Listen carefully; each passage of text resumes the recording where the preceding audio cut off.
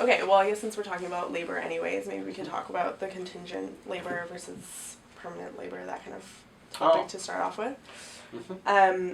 So I guess to start, do you want to explain what a contingent worker is? The traditional idea of a job, which is actually a relatively recent concept historically, is you work for an employer. The employer pays you a salary, pays you whatever benefits go with the job, whatever insurance is attached to the job, and you stay there until there's some major change in the economy and maybe they do a major downsize, or you completely screw up. And this creates this near permanent relationship between the worker and the employer. Creates incentive on both sides to promote productivity and make jobs better. From the worker's side, you want the company to do well because you are committed to the company pays your pension, your health insurance, and from the employer's side, you want the workers to be productive because you're stuck with them. And that's the traditional idea. Contingent jobs are jobs where there is not that type of connection. You work for a particular project. So you get hired as a freelance copy editor to copy edit a book. Book's done, you get a certain amount of cash, gone. The employer doesn't care about you. You don't particularly care about the employer. You do want to get jobs like this. So you're all the time on the hunt for more work, more contingent work. But if there is no work, you're just out of luck. And all along the way, you don't have health insurance covered by the employer, you don't have a pension. You could always put your money aside. But when you take account of how much you have to pay for this, for your Social Security, that you have to pay out of pocket, and benefits, etc., contingent jobs are generally paying 30 to 50% less than regular, real jobs in the American economy.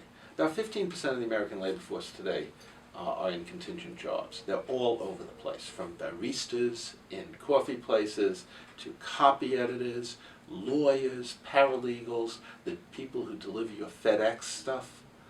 They're all contingent. People work for Manpower and temp agencies. These are contingent.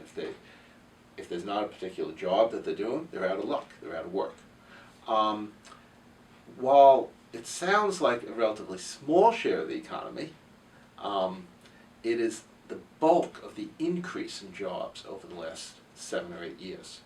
As much as 85% of the new jobs created in the American economy in the last 7 years are contingent. American employers are abandoning the concept of jobs and substituting contingent workers. They're abandoning the idea that they should have any particular lasting connection with their employees. Nike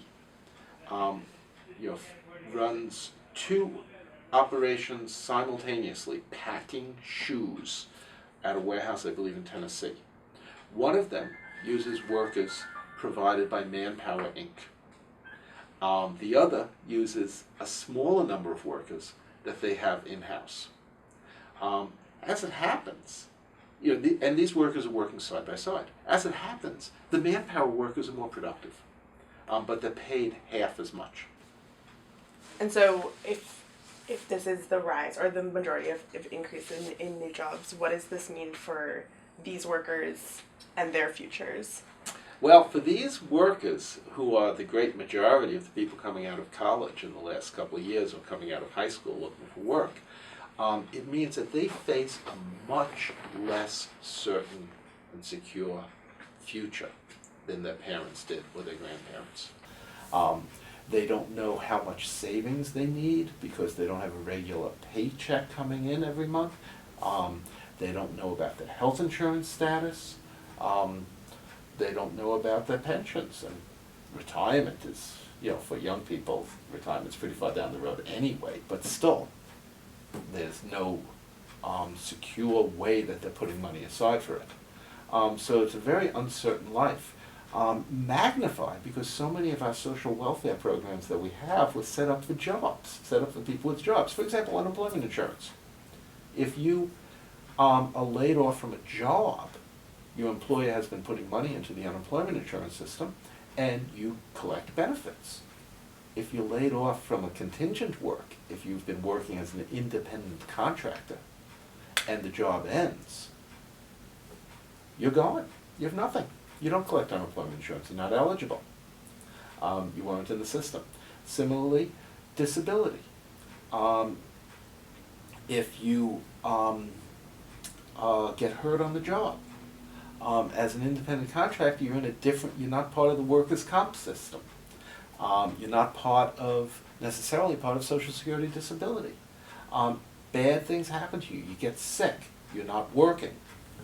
You're just gone. You don't have sick pay. You don't have vacation pay stock accumulated. So maybe we can also talk about Manpower for a moment as a temp agency that is hiring a lot of these workers. So how would a temp agency like Manpower, how does that operate? Well, Manpower, which is the largest employer in the United States, operates in several different ways. First, they recruit people. And they have on their lists hundreds of thousands of names of people who they could contact if a company comes and asks them for work. But Manpower does it in several different ways. First, they'll just provide people. Company comes and says, "I need 2 people tomorrow to do this." They'll go down the list and they'll offer some people. That's the simplest. That's the old model. They do much more sophisticated stuff now. They'll go into factories and to workplaces. Manpower will provide supervision. They'll bring a team of workers that they've trained, like these workers in the Nike factory, the Nike warehouse. They're Manpower workers that I'm talking about, and they are supervised by Manpower supervisors. And Manpower actually set up an off-site facility with exactly the same machines and samples of the shoes to train its workers to go into the Nike warehouse. So they will provide all that. And all those workers who work for Manpower, they're not employees of Nike. They're in the Nike factory, but they're not employees of Nike. They're working for Manpower.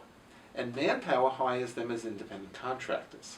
So nobody pays Social Security for these people. Nobody provides health insurance benefits for these people. They're all just kind of floating in the neverland of insecurity and uncertainty. And so, of course, if these workers aren't paying into things like unemployment insurance and Social Security, that has a negative effect on the worker themselves because they don't have access to those programs. Does it affect the program itself and affect the people who are still paying into those programs and are still using those benefits? Yes, in the long run, it is undermining. That's a very good question. It is undermining the long-term stability of our social welfare programs.